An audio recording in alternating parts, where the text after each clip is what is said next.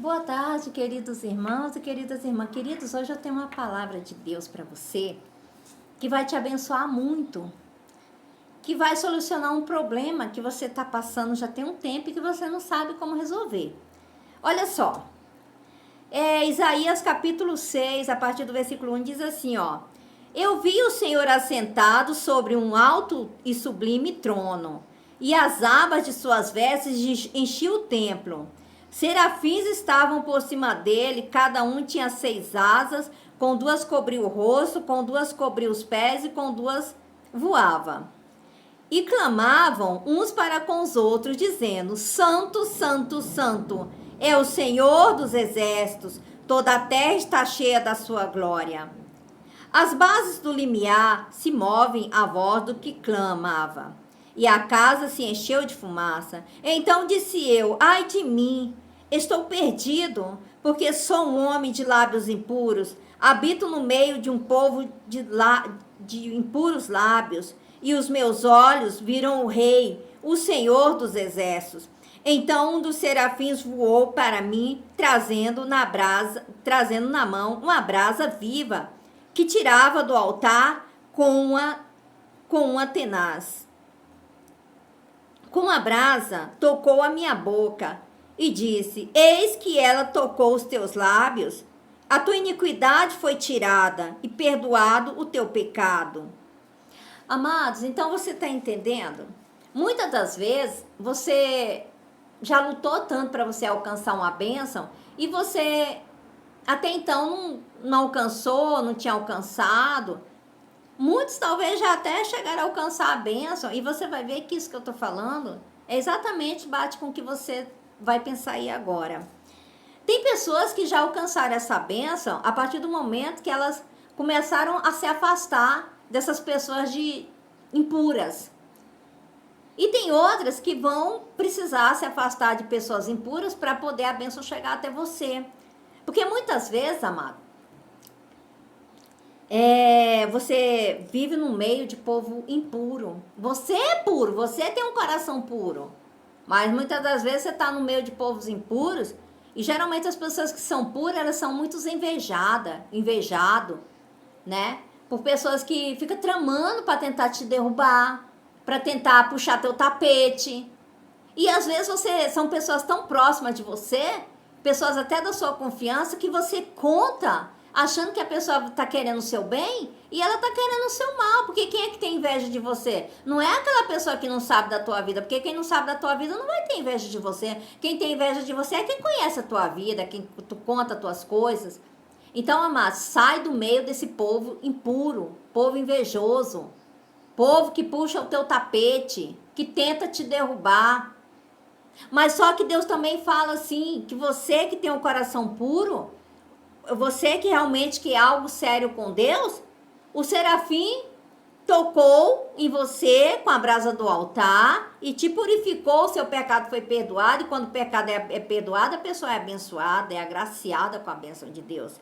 Mas também Deus fala assim, que ai dessas pessoas que são pedra de tropeço, que nem se converte e nem deixa quem quer se converter. Você pode ler no livro de Lucas, capítulo 17, diz assim, ó: Disse Jesus a seus discípulos: É inevitável que venham os escândalos, mas ai do homem pelo qual eles vêm.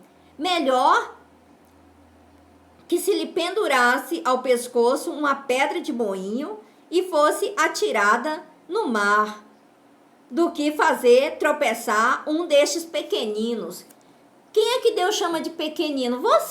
Você que tem um coração bom, você que luta noite e dia para você ter uma vida na presença de Deus, você que quer fazer as coisas tudo certo, você que quer vencer na vida, você se esmera, mas sempre tem aquelas pessoas que estão ao teu redor tentando te derrubar a todo custo. E muitas das vezes ela fala: não, fulano, não, eu tô fazendo isso aqui para te ajudar, porque se você fizer isso aqui, vai acontecer isso. Mentira, não caia nessa. Porque, amados, até Pedro, que foi Pedro, ele foi uma pedra de tropeço. Ele queria ser uma pedra de tropeço na vida de Jesus Cristo. Tanto que na Bíblia diz que Jesus Cristo, ele chamou Pedro de pedra de tropeço. Por quê? Porque quando Jesus estava para ser crucificado, para vir a nossa salvação, o Pedro falou assim, não, Senhor, que não te aconteça nada disso. E Jesus disse assim, arreda Satanás, porque Pedro estava usado pelo Satanás. Arreda Satanás, porque tu não cogitas das coisas de Deus, você não entende das coisas de Deus, plano de Deus, entendeu? Então Pedro foi uma pedra de tropeço, ele queria ser, não foi porque Jesus não aceitou. A mesma coisa, você não deve aceitar essas pedras de tropeço, seu caminho. Muitas vezes você quer se converter, mas você vive no meio de um pessoal mundano, que só dá exemplo de coisa mundana. Aí você, ai, eu tô gostando dessa coisa mundana aqui, essas coisas do mundo, e não quer saber de coisa de Deus. Um pessoal, vamos pra igreja. Não vou pra igreja não, mas chamar pra festa você vai. Isso é o pior erro que você tá cometendo. Por quê? Porque para você ser abençoado na vida material, você tem que primeiro buscar o reino de Deus. Porque as coisas mundanas não vai te trazer nenhum benefício. Você pode pensar, mas eu tô me divertindo, mas tá sendo muito bom. Ah, momentaneamente, né? Aquilo é só aquele momento ali. E lá na frente, você já parou para pensar no seu futuro?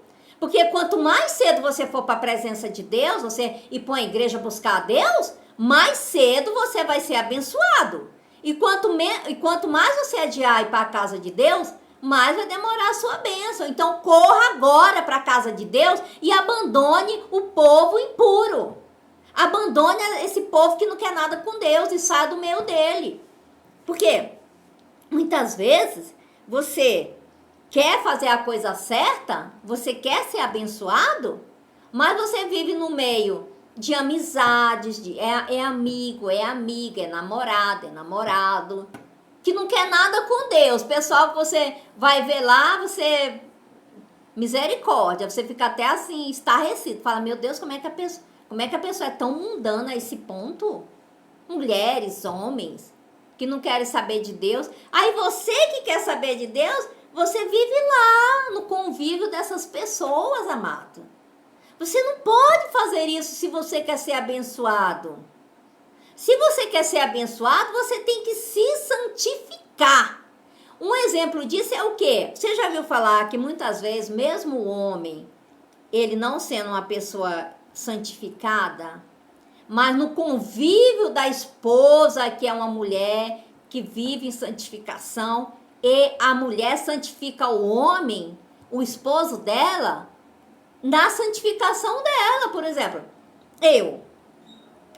Se eu tenho um esposo que ele não é uma pessoa muito voltada para Deus, mas de tanto eu viver na santificação, falando de Deus, fazendo a vontade de Deus, praticando a palavra de Deus, ele vai acabar se santificando também. Por quê? Porque a mulher que se santifica, ela santifica o esposo, o marido também. Agora, ao contrário daquele que se envolve com a mulher mundana ou com o homem mundano, ele já não vive, ele já não vive santificação. Aí ele vai, casa ou namora com a pessoa que também não está em santificação. Aí, misericórdia, só a misericórdia de Deus, né? Porque quando a pessoa se casa com a mulher que vive santificação, que vive se consagrando a Deus, ele pode se considerar uma pessoa muito abençoada por Deus por ter encontrado uma mulher de Deus, ou ter encontrado um homem de Deus. Agora, coitado daquele que casa com a mulher mundana ou com o homem mundano. Ele não vai ter aonde se agarrar.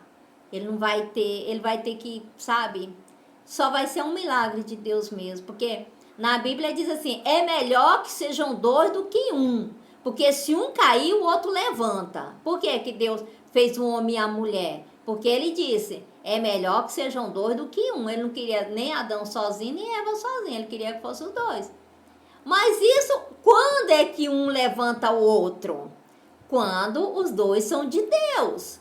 Porque nesse mundo aí fora, quando o marido começa a fazer coisa errada, começa a cair, ou a mulher começa a cair, ele é o primeiro a tocar o pé pé para cair mais rápido, entendeu? A pessoa quando não é de Deus é assim. Ela, não, eu vou, agora é que eu vou mesmo, sabe? Tenta se vingar e faz aquele inferno, faz um joguinho, né? Joguinho, porque um se vinga do outro. Ah, vou fazer isso aqui para fazer raiva nela. Aí ele faz, ah, tá, fez, então tá, me espere que eu também vou fazer. Aí o outro faz. Vira uma bola de neve, porque vão viver em guerra. Um pirraçando o outro pirraçando, vive um inferno até que separa. A pessoa que é de Deus, não. Ela fala, ah, ele fez isso aqui, tá, então não vou fazer nada. Eu vou orar a Deus e não vou revidar, não vou me vingar, porque senão vai virar uma bola de neve. Um vai ficar se vingando do outro. Isso a mulher, o homem de Deus. Agora, quando a pessoa não é de Deus, a primeira coisa que ele faz é querer se vingar um do outro. Aí vive naquela guerra constante. Porque o certo, amados, é quando uma pessoa faz uma coisa para você, você fazer o bem para ela. Porque o próprio Deus fala assim, ó, não vos vinguei, né? Não te deixes vencer do mal, mas vença o mal com o bem. Mas você nunca viu uma guerra terminar? Uma guerra de duas pessoas terminar enquanto uma não parar, uma não renunciar. Tá, fulano fez isso aqui de maldade pra mim. Tá, então eu vou fazer o bem pra ele. Aí, quando ele vai até pensar assim, poxa, mas eu fiz maldade com essa pessoa e ela, em vez de ela me pagar com a maldade, ela tá me fazendo bondade pra mim, me fazendo bem. Aí, amado, você pisa na cabeça do Satanás que a esmaga, que ele não tem mais poder na tua vida. É quando você paga o mal que te fizeram com o bem. Por isso que o próprio Deus diz assim, não te deixeis vencer do mal, mas vença o mal com o bem. Aí sim, meu amado, vocês vão vencer. Vocês vencerão. Amados, esse vídeo aqui já tá passando, já tá dando tempo aqui de terminar o vídeo. Mas eu vou continuar essa pregação em outro vídeo, tá bom? Deus abençoe e fica com Deus.